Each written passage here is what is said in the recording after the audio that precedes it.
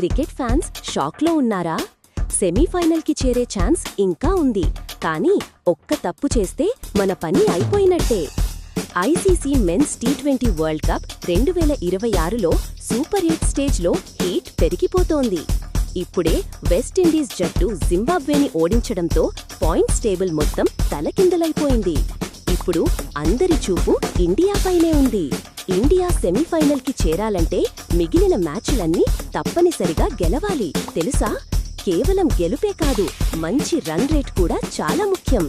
ఇతర జట్లు ఒక మ్యాచ్ ఓడిపోతే అది ఇండియాకు అదనపు లాభం. కానీ లెక్కలపై ఆధారపడకుండా మన జట్టు బాగా ఆడాలి. బౌలింగ్ గట్టిగా ఉండాలి, బ్యాటింగ్ దూకుడుగా సాగాలి.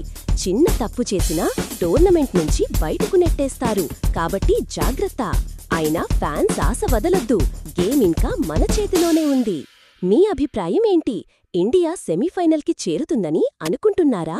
కామెంట్ చేయండి.